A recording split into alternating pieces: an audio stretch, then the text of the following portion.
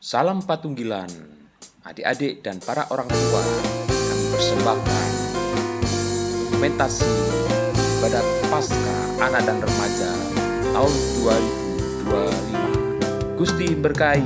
Ku anak GKJW, gereja dalam kasih-Nya, berjuang bersama, belajar berkarya bagi nama gereja. Aku anak GKJW, teladan bagi semua, taat para guru, para orang tua, itulah kewajibanku. Rajin berdoa memuji Tuhan, ketika baca Alkitab, ku rajin dalam persekutuan gerejaku.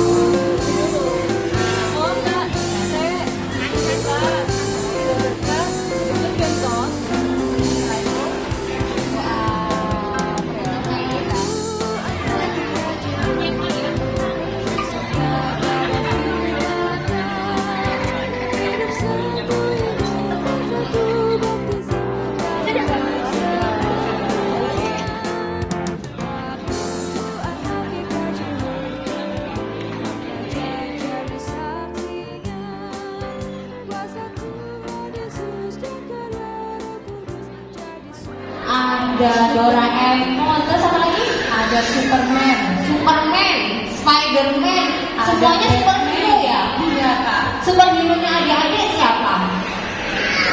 Coba siapa? Coba kalian dulu. Superhero-nya siapa? Tari yang bahasa kayaknya. Tari. Yang ini Spiderman. Oh, Spiderman. Kalau ini bahasa luar biasa. Tuhan Yesus kak katanya. Oh. Ada Power Ranger, ada Doraemon, ada Captain Marvel, orang bilang dia hebat. Ada Spiderman, ada Om Superman, ada kakak Batman, orang bilang dia hebat. Tapi buat kita ada yang lebih hebat, namanya ajaib, dia jagoan kita. Namanya Yesus, jagoan kita. Tuhan Yesusku, Selamat pagi. jagoan. Sebelum kita mulai ibadah Paskah pada pagi hari ini, mari kita satukan hati dalam doa. Kita tundukkan kepala, diberikan mata. Mari kita berdoa.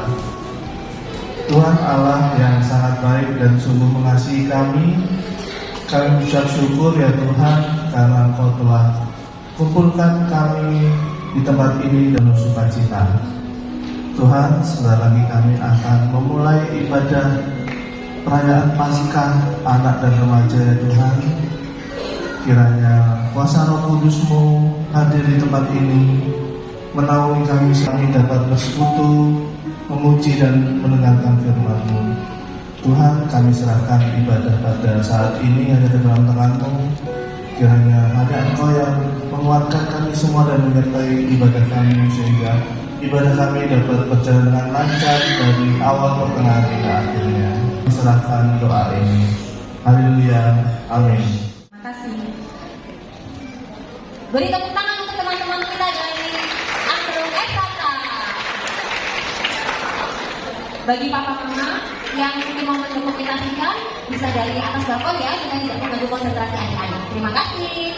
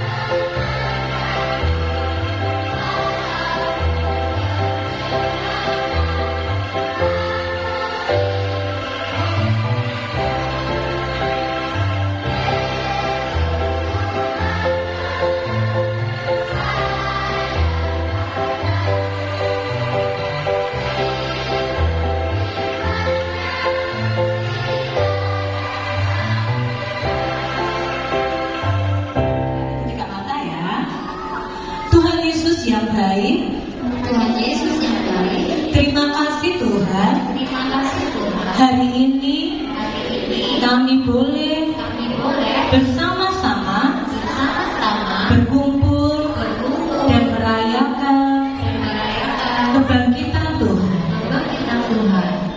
Terima kasih Tuhan sudah berkorban mati di kayu salib dan bangkit untuk menebus dosa kami.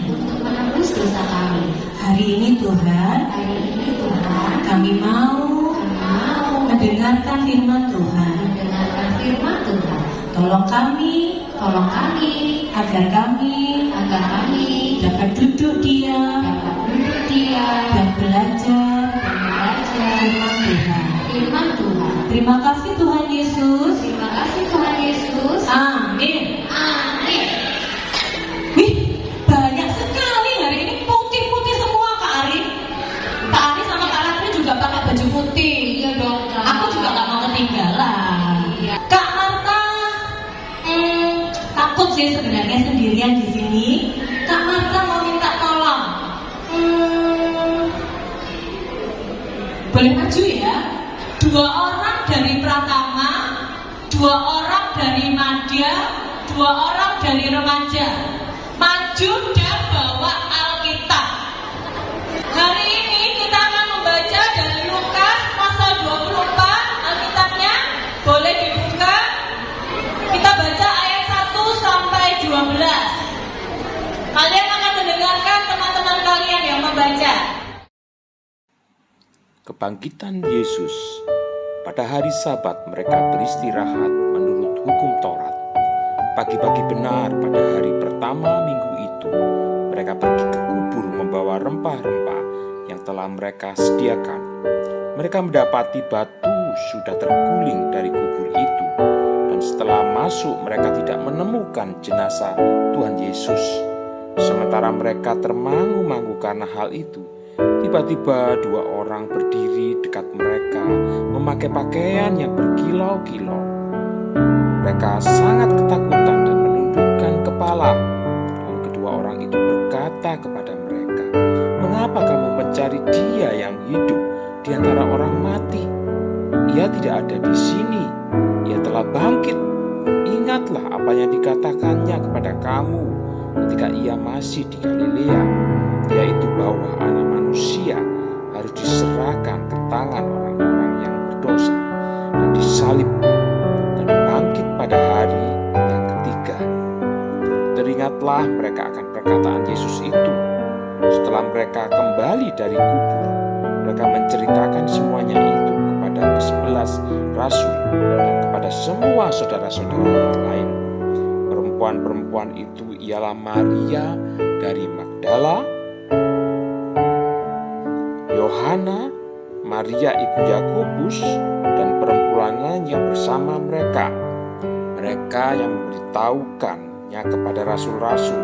Namun bagi mereka perkataan-perkataan itu seakan-akan omong kosong, dan mereka tidak percaya kepada perempuan-perempuan itu. Sungguh pun demikian Petrus bangun, lalu berlari ke kubur itu. Ketika ia menjenguk ke dalam, ia melihat hanya kain kafan saja. Lalu ia pergi dan bertanya dalam hatinya, apa yang kiranya telah terjadi. Demikianlah firman Tuhan. Silakan duduk. Terima kasih Kak Marta dibantu membaca Alkitab. Adik-adik yang dikasih Tuhan, hari ini Kak Marta mau bercerita tentang teman kalian namanya Lala. Perhatikan ya, nanti setelah cerita Kakak Ratri dan Kak Ari akan bertanya pada kalian. Nah, kalau tidak memperhatikan, pasti tidak bisa jawab. Nah, adik-adik yang dikasih Tuhan, ini Lala dan mamanya. Ada yang tahu Lala itu lagi ngapain? Sakit, nangis, apalagi sedih, curhat. Lala lagi galau, lagi bete, lagi gak senang pokoknya. Mukanya asem, bener ya? Asem banget gak? Kayak kalau kita habis main-main terus belum mandi itu loh. Ceritanya si Lala ini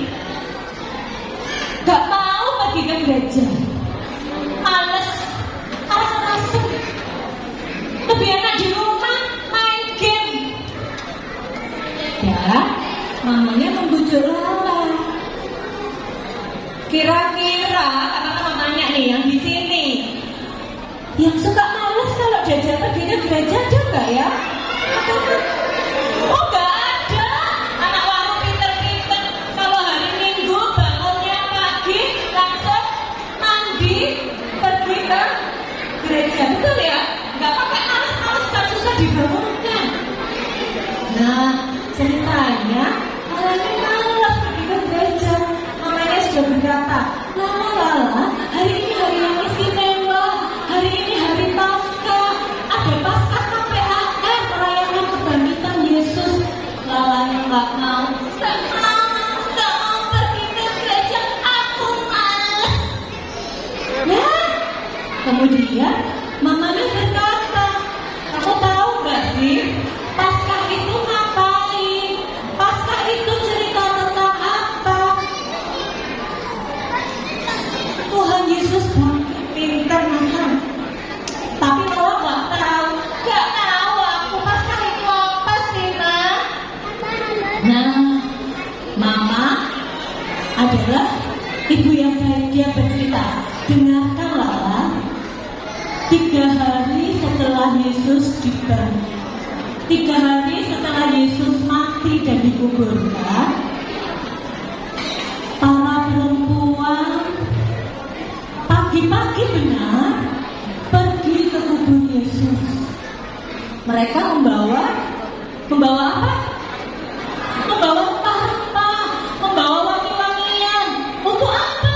Untuk melumuri jenazah Tuhan Yesus supaya tetap wangi dan harum. Tapi apa yang mereka lihat?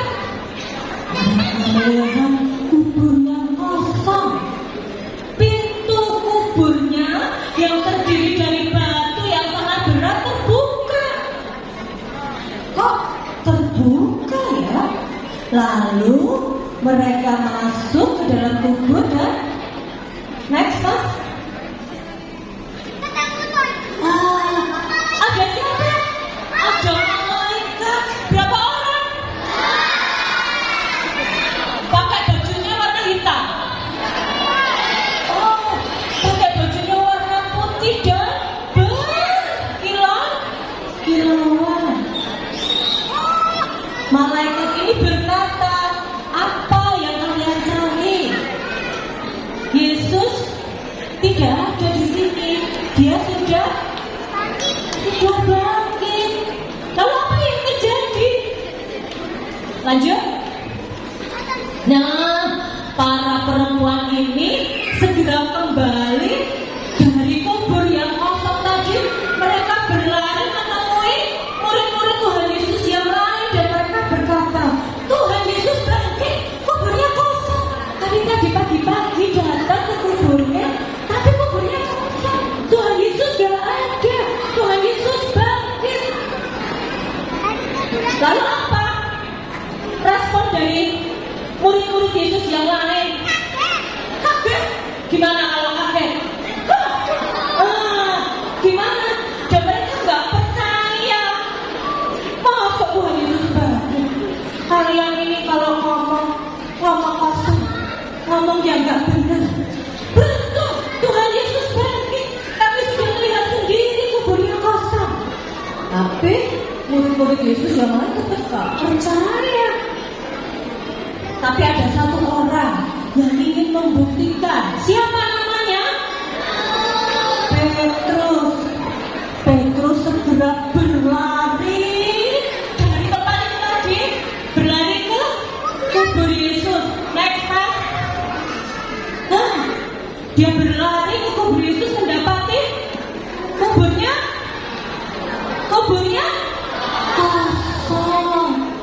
Tidak ada jenazah Yesus di situ. Kuburnya kosong. Berarti kalau kuburnya kosong membuktikan bahwa Tuhan Yesus sudah bangkit.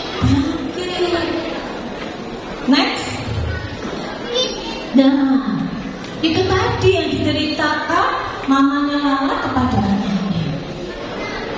Lala yang tadinya manyun, gini ya. Jadi senang. Oh ya, Tuhan Yesus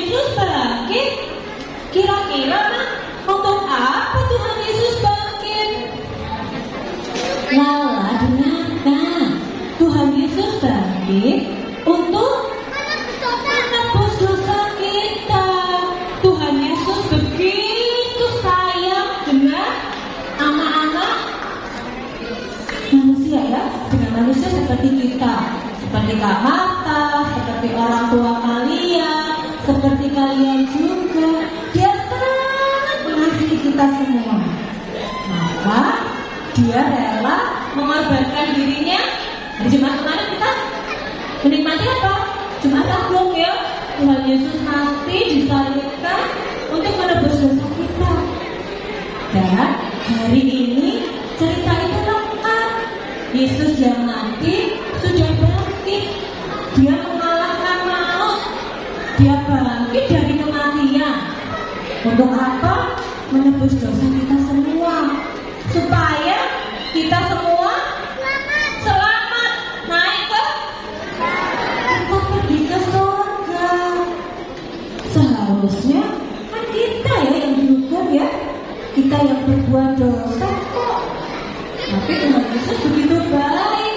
Dia rela mati menggantikan kita supaya kita semua selamat, supaya kita semua masuk ke surga. Nah, adik-adik, Kamata mau tanya, kalau kita sudah menerima kebaikan Tuhan, kita harus biasanya kalau kita diberi sesuatu kita senang. Terus kita ngomong apa? Terima kasih. Gimana caranya Kak kita berterima kasih sama Tuhan Yesus? Gimana? Berdoa, terus baca Alkitab, terus memuji Tuhan, terus tapi masih alasan kalau disuruh ke gereja. Enggak ya? Tapi masih suka malas kalau disuruh mama. Enggak ya? Jadi adik-adik, kita berterima kasih kepada Tuhan, betul kita berdoa, kita baca Alkitab, kita memuji Tuhan, tapi juga harus dibarengi dengan tindakan yang nyata. Kalau masih suka nangisan, sekarang enggak lagi. Siapa yang masih suka nangisan? Oh, enggak ada. Anak GKJW baru, toh enggak ada ya nangisan. Kalau disuruh mama cepat-cepat melakukan, betul ya? Kalau ulangan nggak pernah nyontek, betul ya? Kalau sekolah selalu tepat waktu, ya. Kalau main game selalu tahu waktu, tahu jam. Ya. Kalau disuruh orang tua taat, nurut sama orang tua. Dan buat mama dan papa memberi teladan kepada anak-anaknya. Paskah membawa perubahan. Betul ya jadi? Paskah dengan hari ini kita merayakan Paskah, kita menikmati bahwa Tuhan Yesus begitu sayang kepada kita, begitu mengasihi kita. Dan itu rasa syukur kita, rasa berterima kasih kita wujudkan dengan kita berbuat nyata. Kita berubah di dalam hidup kita. Yang dulu masih suka males-malesan, sekarang berubah yuk belajar jadi anak yang rajin. Yang dulu masih suka nyontek, masih suka membantah orang tua, belajar yuk jadi anak yang taat. Belajar yuk jadi anak yang jaga kesucian diri kita. Yang dulu orang tua masih suka marah-marah kepada anaknya kalau nggak taat, berubah yuk memberi teladan yang baik. Hari ini kita merayakan Paskah. Hari ini kita juga diajak untuk bersyukur dan berterima kasih. Kita diajak untuk berubah. Kita berterima kasih, kita memuji Tuhan. kita juga harus membuktikan rasa syukur kita lewat perubahan tingkah laku yang bisa nggak sih? Bisa nggak sih berubah jadi yang lebih baik? Anak balita bisa nggak sih? Oh bisa. Anak pratama bisa nggak sih berubah jadi lebih baik? Oke, sekarang ya kakak-kakak yang lebih besar nih. Kalau ini amplop ya gabungan ya. Langsung deh sih. Yang remaja bisa nggak sih berubah jadi yang lebih baik? Sekali lagi dong, yang remaja jangan kalah, penuhi gempanya seluruh gedung ini. Bisa nggak sih? Bisa. Bisa. Kubur Yesus yang kosong itu membuktikan dia hidup. Di luar sana mungkin banyak yang ngomong, oh mungkin Yesus lebih sakit itu hoax dan lain sebagainya. Buktinya terlalu banyak, saksinya terlalu banyak bahwa yang disalibkan, yang mati dan bangkit itu adalah Yesus Kristus. Allah sendiri yang menjadi manusia, yang mengorbankan dirinya untuk kita semua. Karena tak akhiri cerita ini, kita mau baca Roma 6 ayat 9 bersama-sama. 1, 2, 3.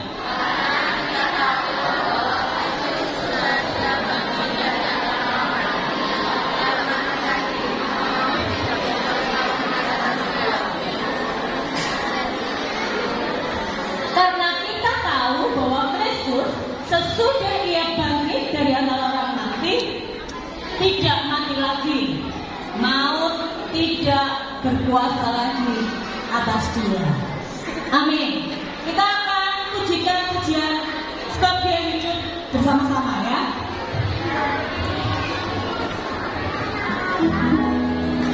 Kubur kosong membuktikan dia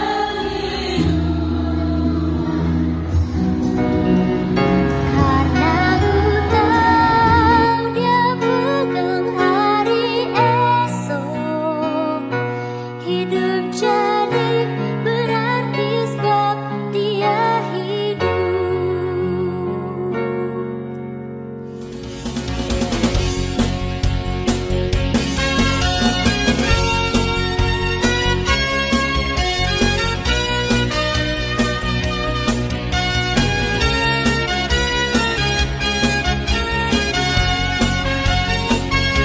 Anak Allah, Yesus namanya, menyembuhkan, menyucikan, bahkan mati, tebus dosaku. Kubur kosong membuktikan dia hidup. Sebab dia hidup, ada hari esok. Sebab dia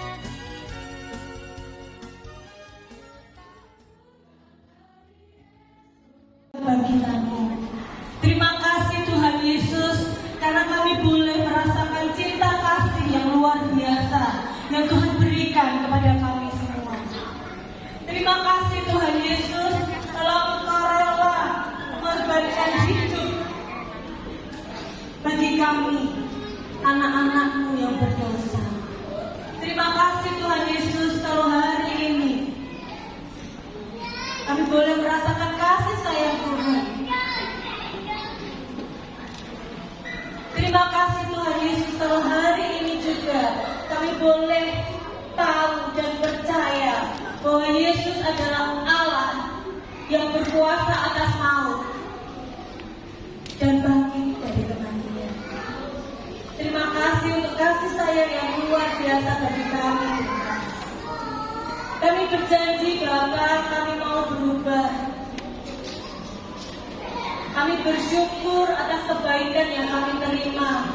Kami mau berubah di dalam hidup kami, Tuhan. Kami mau menjadi anak yang lebih taat kepada orang tua. Kami mau menjadi anak yang lebih taat melakukan firman Tuhan di dalam kehidupan kami sehari-hari. Kami mau menjadi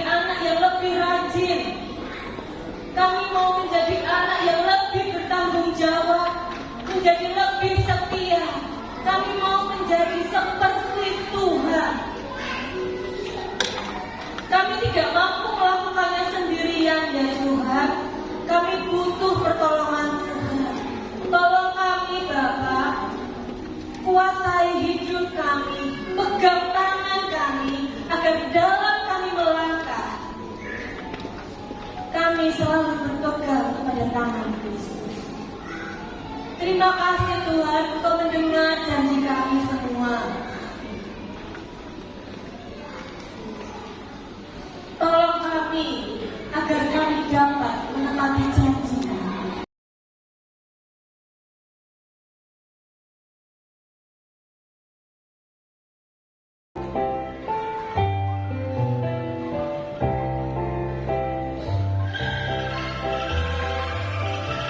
Baik adik-adik semua, itulah dokumentasi Paskah 2025.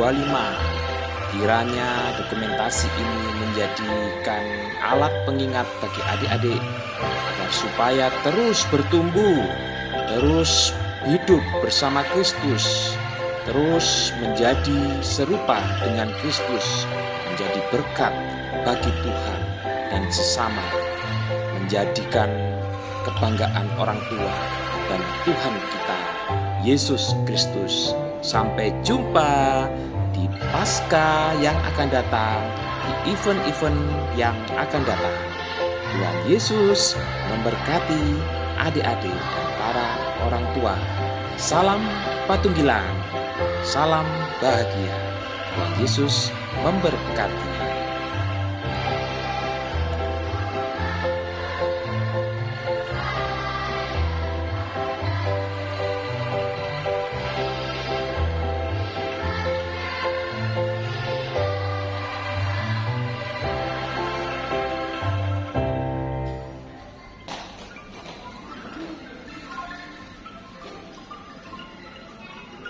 Komisi Pembinaan Anak Remaja GKJW Waru mengucapkan terima kasih kepada saudara-saudara yang mendukung acara ini sehingga acara Paskah Anak dan Remaja berjalan dengan lancar dan nama Tuhan dipermuliakan. Sekali lagi terima kasih. Salam dari Cak Eka Andre buat semua.